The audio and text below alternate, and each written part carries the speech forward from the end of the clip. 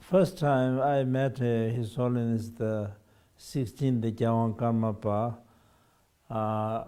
in 1955 or 1956, I don't remember exactly, but in any case, it was the year that they had a big conference in Lhasa, which is called the Preparatory Committee of the Tibet Autonomous Region.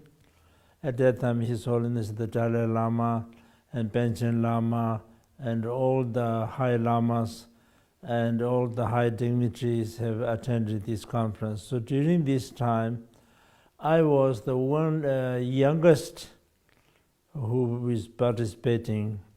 So I needed somebody to help me to go to the conference. But the authorities did not allow any helpers to accompany with me. So His Holiness Karmapa said, doesn't matter, he will look after me. And so first time we met him, and then he was very kind, because I was very small at that time. I was only 12 years old.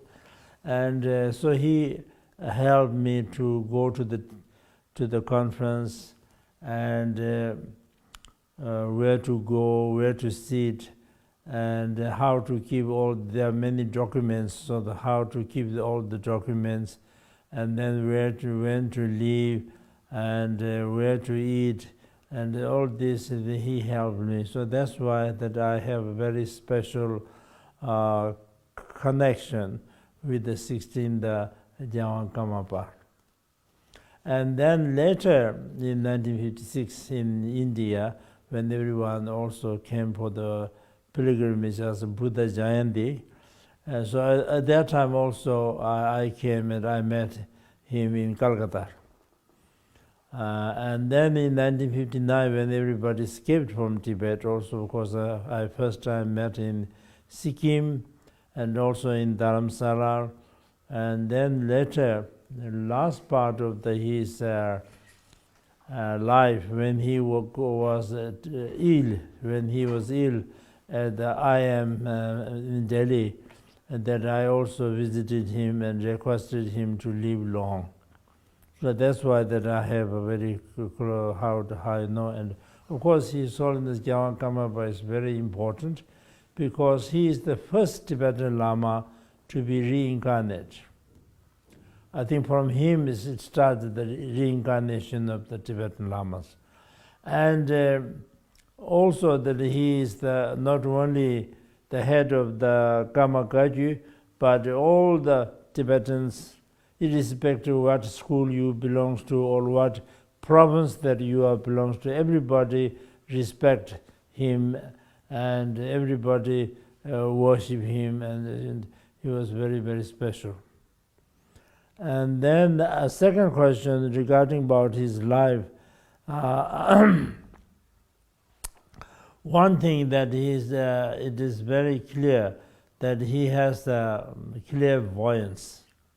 He knows future, past, future, and present, all very clearly. Whenever people ask for his divinations, he tells them exactly where it happens and what happens, when it will happen, and also. So he was very, very famous for that.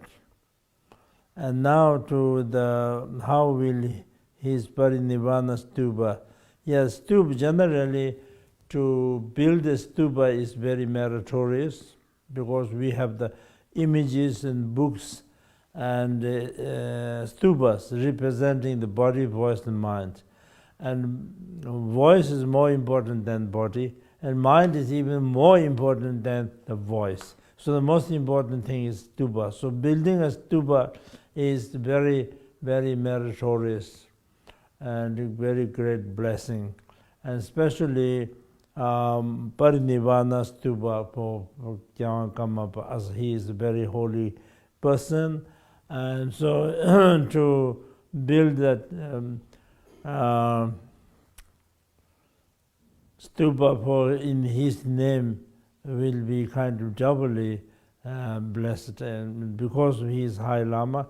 very holy Lama, and then also the stupa is very, by building the stupa, it will